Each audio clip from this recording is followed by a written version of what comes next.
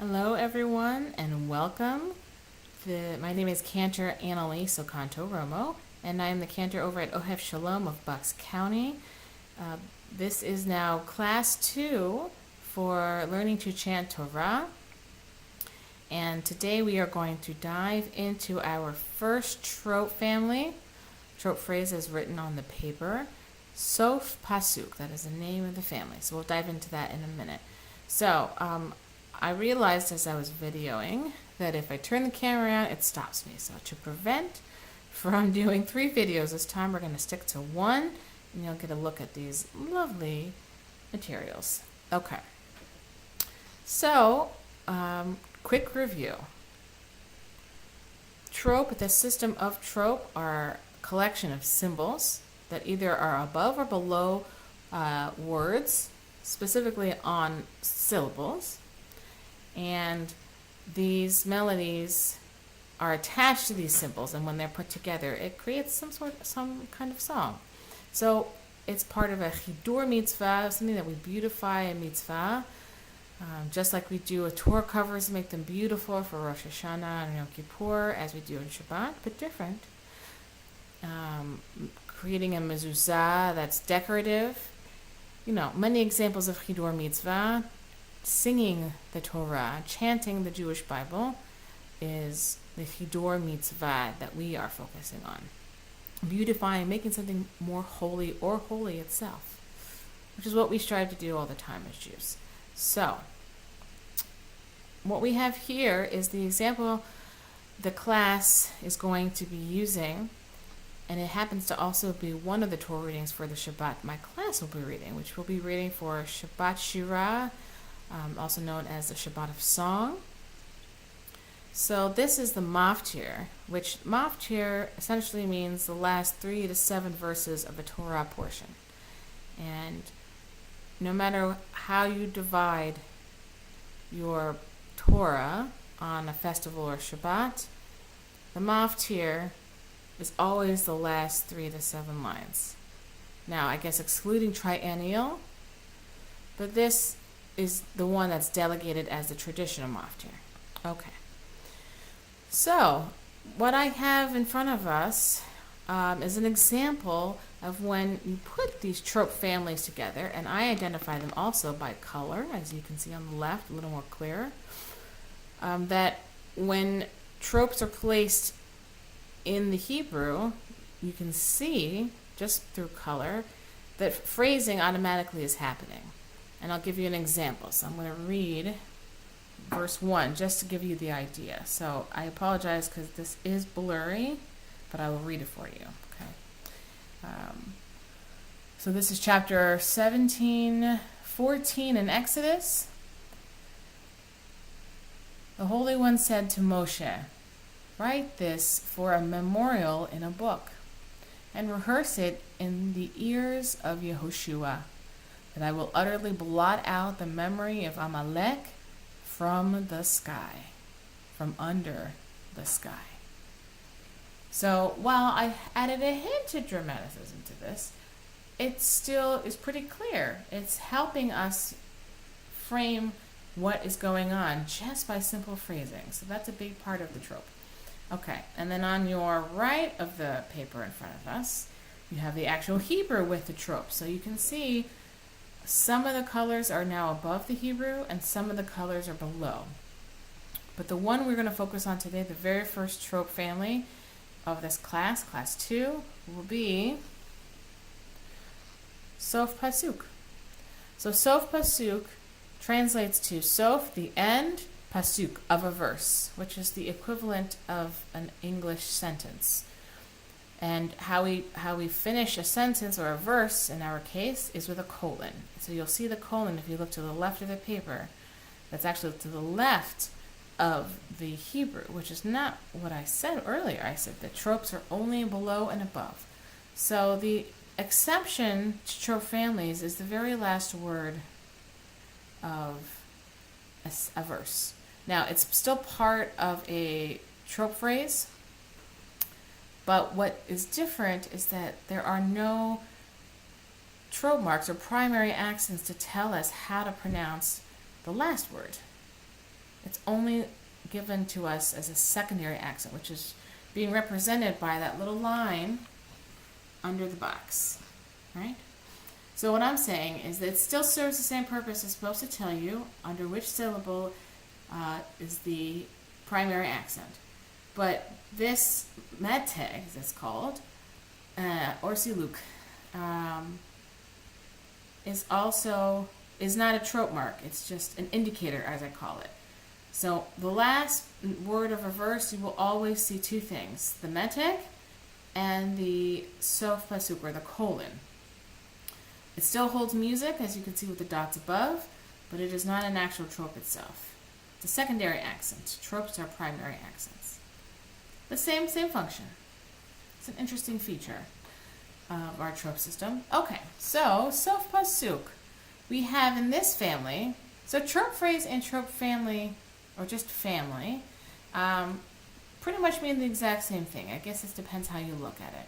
So the example I give my students is that this is actually a trope family, and that the very last trope or accent mark of a phrase, that is the name of the family. The name of that position is the name of the actual family. So in this case, when we're reading Hebrew, we read from right to left. So our last one is going to be the one with a colon, or Sok Pasuk as it's written.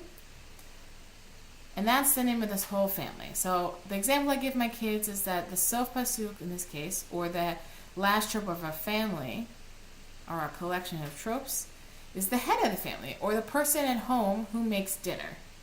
And so whoever that person is in the family who makes dinner, they are considered in this example the head of the household. So sometimes this person can make dinner and their partner and children are in the room, and maybe one child has got gymnastics, so now it's the adults and the child. Okay, that's one part of a variation, which you can see on number 3. Right? Or sometimes it's just a child and mom, dad's working out late, brother is playing sports, so it's just the girls tonight. Number 4 would be that example. Right? So there's different ways in which you can approach this, but that's how it happens. The only thing that doesn't change is the order itself. So when you're reading this, when you're singing this, it's from right to left, and this is what it sounds like. This is the Sok Pasuk trope family, or trope phrase. Mercha tipecha, mercha Sok Pasuk. And the dots are the visual of what I'm singing. So I have this particular dot system. All right, I'll sing one more time so you can see it. Watch the dots as I sing. Mercha tipecha, mercha Sok Pasuk. Okay, so that is what I would call a full family. Everyone's at the dinner table and everyone's eating together. So now let's look at number 1. All right, so that again, this is the full family. Everyone's there, same exact order. So number 2 is what we have to make sure of is identifying them. So when we do identify them, we can also sing them. So the more comfortable we are with using the names of the tropes, the easier it'll be when you have to start learning Torah and you need to remember how that melody goes. You can sing the words. Because as we know, words and music aid the memory so much. So using the names of the tropes are important. So number 2, we have mercha tipecha, and then there's no muna or mercha, so now we have Sok Pasuk. And also something to note on this paper, as you can see, there are equal signs with the main family above. There's an equal sign. Number 2, there's an equal sign, and number 4, there's an equal sign. Basically what that symbol means is that from the last note of the trope to the right of the equal sign to the first note of the trope to the left of the equal sign, they're the same note. So when I sing mercha Sok Pasuk, mercha Sok Pasuk, they're basically singing to each other. Song number 2, that's what happened. Mercha tipcha Sok Pasuk. Right? Again, same order, but now one of the family members is not present. All right, number 3. A different version of 3 versus the 4. But now we have one sibling, one adult, and of course, the head of the family.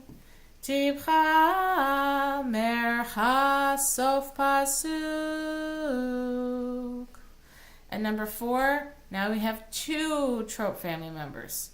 And that works just as fine as well, as long as the order is intact and your Sok Pasuk, your last trope, either indicator or symbol, are present. So number 4 would be Tipcha Sok Pasuk.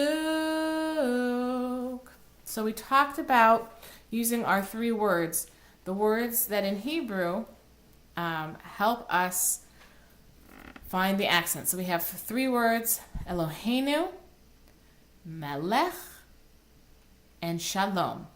Shalom using the last syllable to properly pronounce the word, Melech for the first syllable, and Eloheinu for the middle syllable, let's say the second or third, depending on the length of word. So if I were to put those words on the melody of Sok Pasuk, let me give you those examples. But there actually is one thing I want to point out. As each of these trope symbols actually has a name, if you've noticed, they all have the syllable, their accented syllable on the end. Mercha, tipcha, mercha, Sok Pasuk. So because that's the case, the melody of the symbol themselves with this name have to have their melody accents at the end of their collection of notes. So what I mean is Sok Pasuk, that suk is the higher part of the more important aspect of that melody. And therefore, you would put it at the end because for the word Sok Pasuk, the accent's on the end. So that's how you would sing it. So what happens when you have a word, any trope for that matter, on a word that has a syllable in the middle or at the beginning? Simple. You have to, find the syllable that you're accenting and do a little rearranging. So here's Melech for Sok Pasuk. Melech. And that is the last 2 dots, right, of Sok Pasuk. Suk. That's the melody you're trying to highlight. So with Melech, the first accent is the primary one. So you start there and then follow whatever music is left behind. Melech, right?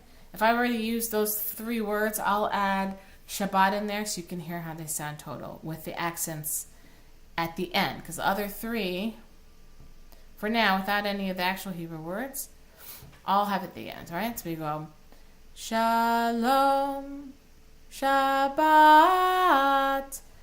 Eloheinu Melech. So that's how that sounds with regular words. And the music is telling you where to accent it. These are all words we're all very familiar with. Shalom, Shabbat, Eloheinu Melech. We find them all the time. We hear them very often. So let's use what we know. So Shalom has the accent at the end, and the higher part, the main part of Mercha, is what we need. Shalom.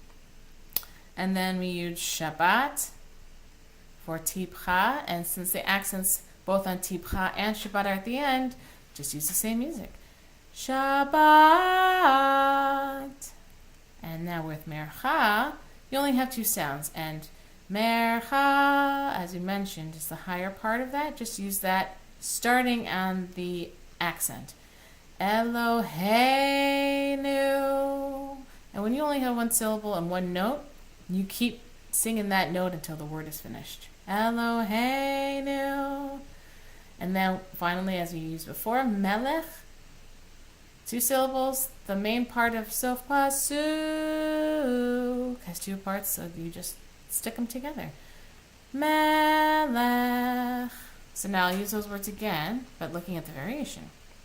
We have Shalom, Shabbat, Eloheinu melech. Number 2 sounds like this. Shalom, Shabbat, melech. Number 3. Shabbat, Eloheinu melech. And number 4. Shabbat, melech. So, on this side, our first red family has 1, 2 tropes, right? And we mentioned that over here was number 4. So there's one of our variations. So we know 2 things about variations of trope: that the last trope has to be present, the head of the family, and that the order of the trope family never changes. Okay. So we have, the words are mitachat and hashamayim. And I over-accented the syllables that had the tropes on them. Mitachat hashamayim. So these are not your typical Hebrew words where the accents are at the end. So now you have to highlight them according to the melody of that symbol. So we have, very poorly seen, but we have a mercha, a tipcha, and a sof pasuk. So still clearer, we have a tipcha and a sof pasuk. And let's sing them. Now that we found them, let's identify them. Tipcha, sof pasuk. We know that the higher parts of that last syllable is what we're looking for. Tipcha, that high part, and then the higher part of sof pasuk, because that's where the melody is telling us how to say the word. Suk, sof pasuk. So with our words prior, we had Shalom and melech. So let's put that over here. So we have mitachat. We had 1 syllable left over, so we had to make sure we accounted for it. And hashamayim. Again, mitachat hashamayim. That's how that sounds. Okay? Let me just do the last one on here. So on the next line, right here, we have Vayikra, Shemo, Adonai, Nisi. So we are very lucky that now we have not only a full family here, but all the accents are at the end. So how the words sound with their names, how the tropes sound with their names, Mercha, Tipcha, Mercha, Sof Pasuk. The melodies of the chaz in each of those words and suk in the last word is where the melody should rest for these 4 words in front of us. Right? So, Mercha, Vayikra. So I may have to stretch the words leading up to the main part of that melody, but it doesn't matter as long as you get to that main part. Vayikra, Shemo, Adonai. Now that line between Adonai and Nisi, right here, that line is mainly to give a slightly longer pause, but not too long that you can fit another Hebrew word in there. It also appears in the Revia family, but that line is meant for a pause. So Adonai, Nisi, ever so slight. Okay? So we're going to conclude this video keeping those 2 words in mind. Again, the tropes: Mercha, Tipcha, Mercha, Sof Pasuk. And this is the Sof Pasuk family. Order is constant. The order, rather, is constant. but variation of the family members can change. At the bottom here, you have something called Sof Aliyah trope phrase, which we will get into next week. But it's using the same symbols, but as you can probably surmise, that Sof Aliyah would mean end of a verse. So because it's the end of a verse, we have a very different melody to signify that we are concluding our reading. And this happens with every Torah portion. It's almost become somewhat of a tradition in many synagogues to chant the last words of the Torah portion. So you may recognize it when we get to that point. Look forward to seeing you all on lesson 3, class 3, when we do Et Nachta.